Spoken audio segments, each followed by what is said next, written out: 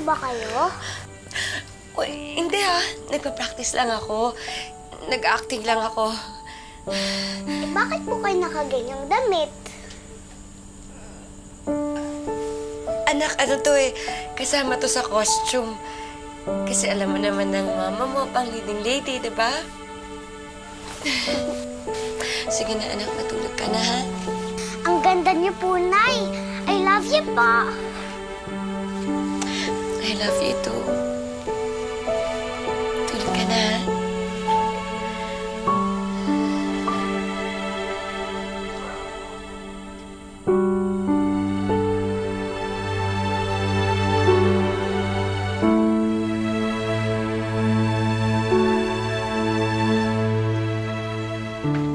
Oh, Connie. Aga mo naman yata nakabihis. Ang mga bata. Si Trixie, natin ko na sa school. Tapos na maaga nga po pala ako alis ngayon na pupunta ako sa Krame. Anong nangyari sa'yo kagabi? Bakit hindi ka na lumabas para saluhan kami? Sayang pa naman yung isinuklay mo. Kasi sumakit po kasi yung puso ko kagabi. Ha? Hindi, yung dibdib ko.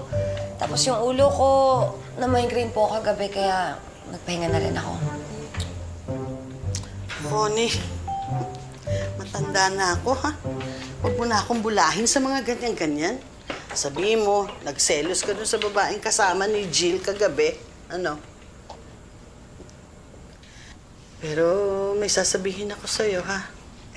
Sabi ni Jill, mamamanhikan na daw kami dun kay siya.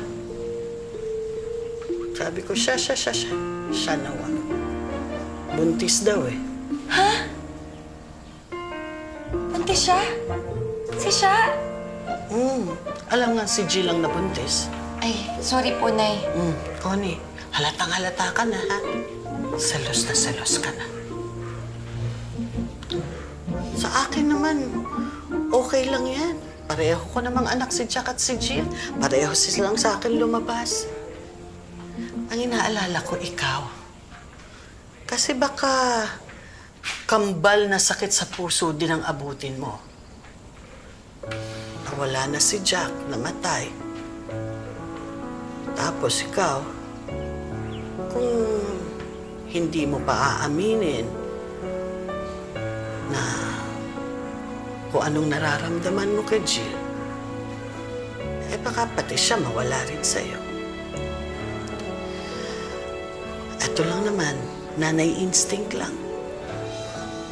Sa palagay ko, hindi naman niya talaga gusto si Sean. Sa akin lang yun.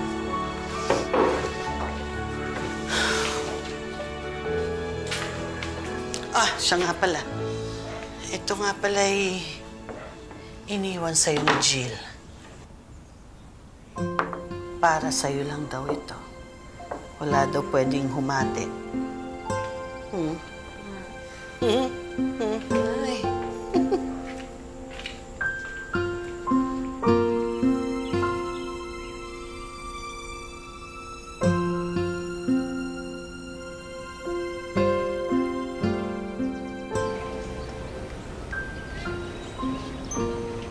Oni!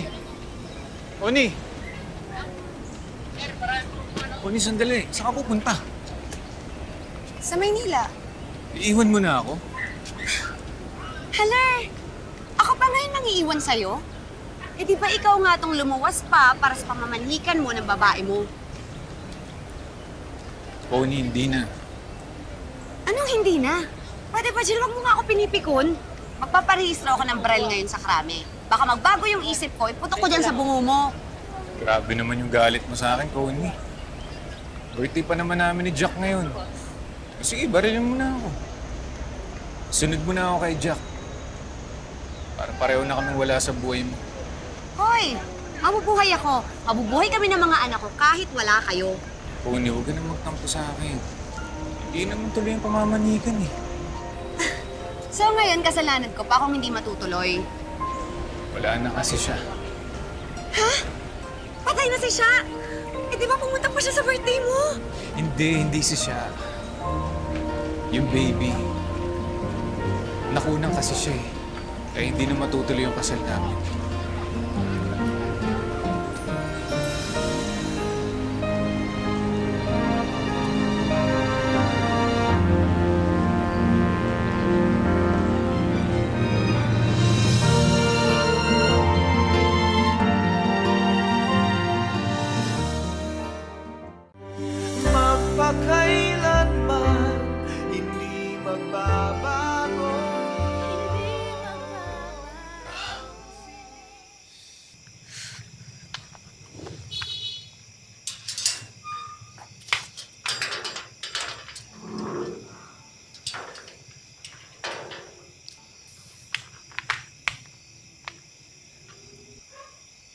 Di ba ng disenteng babae yan?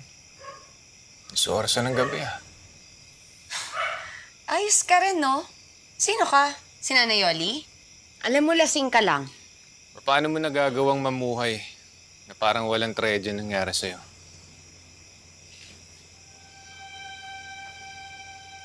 Di ba namatayan ka ng asawa?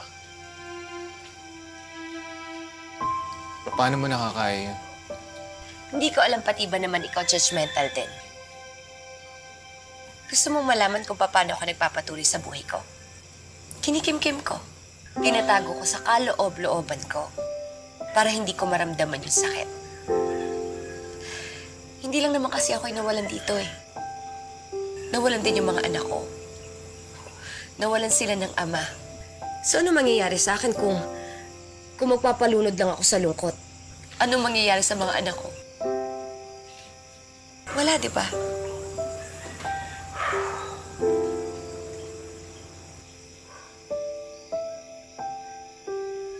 Connie, wala na si Jack. Pero alam ko madalas, nakikita mo siya sa akin. Sa tuwing tinititigan mo ako.